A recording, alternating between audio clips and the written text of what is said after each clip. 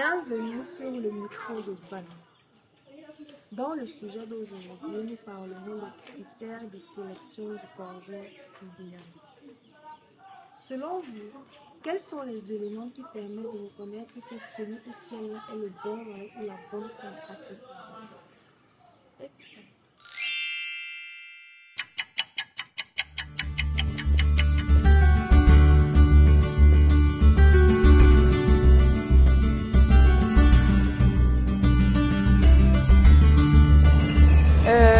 Pour moi d'abord, un bon mari doit d'abord être celui-là qui est responsable, celui-là qui peut prendre des décisions qui aboutissent à quelque chose de très bien.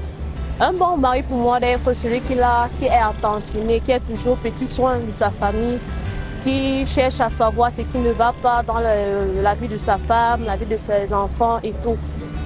Et non seulement ça, il doit être attentionné, il doit être compréhensif. Parce que d'abord, la base d'une bonne relation, d'abord, c'est une communication. S'il n'y a pas de bonne communication, ça ne peut pas donner. Donc...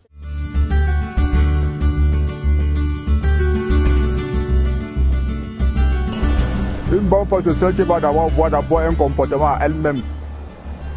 S'afficher, se présenter normalement comme une personne, prendre toute personne, prendre son mari, prendre son gars comme elle-même.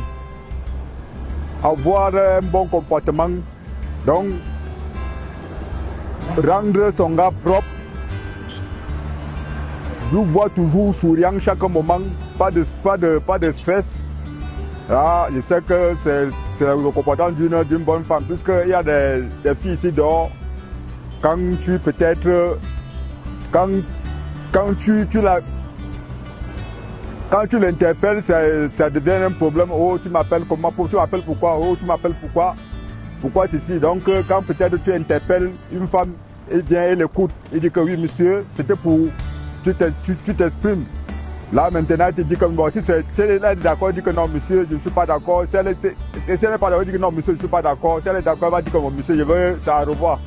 Oui, c'est vraiment le comportement d'une bonne femme. C'est pour la femme du foyer. Quand peut-être ton mari sort le matin pour aller au travail, tu l'accompagnes, tu dis bonne journée. Et quand il rentre le soir, tu le mets l'eau, il se lave, tu lui demandes comment a été la journée. Quand tu lui demandes comment a été la journée, tu le sers à manger, tu lui demandes d'aller se reposer puisqu'il a vraiment exercé beaucoup d'énergie en journée.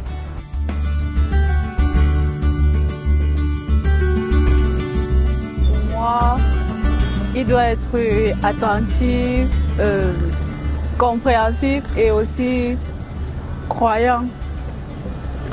Il doit être croyant et aussi bon, il doit être bon du genre comme mon meilleur ami ou bien ma meilleure amie. Donc du genre on peut faire du n'importe quoi et aussi respectueux. Vous connaître depuis la base, c'est-à-dire il doit connaître tes critères.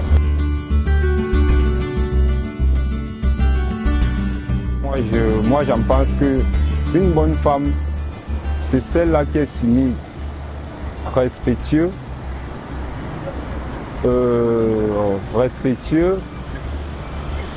posée, supportable, donc soutenir ton homme, que ce soit tel genre de support, que ce soit quel genre de problème, que ce soit quel genre, bon, il faut être supportable. Apprendre à supporter ton homme. Obéissant, calme. Parce que nous les hommes, parfois, nous avons besoin du repos en fait. On ne veut pas le genre de filles qui est que le matin, les problèmes, le soir, les problèmes. Lorsqu'il faut même se reposer, tu n'as même pas le temps de se reposer, rien que les problèmes. Si une femme est déjà soumise, posée, respectueuse, moi je pense que c'est bon.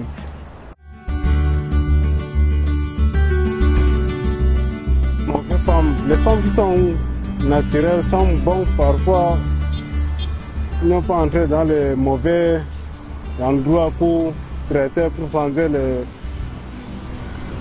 teint ou quoi. J'aime les femmes naturelles parce que les femmes naturelles respectent beaucoup, connaissent la vie. Toutes les femmes naturelles sont bonnes, très belles. J'aime les femmes naturelles parce que si aussi une africaine. Elle s'est accouchée avec mon teint. Je ne sais pas quoi dire, mais les femmes naturelles me plaisent plus. Tu vois, non? Nous sommes à la fin de notre sujet d'aujourd'hui. N'hésitez pas à réagir en commentaire pour donner vos points de vue sur le sujet qui est de savoir quels sont les critères de sélection du partenaire idéal. Abonnez-vous, likez, commentez et surtout restez scotchés pour le prochain micro-événement. Bisous!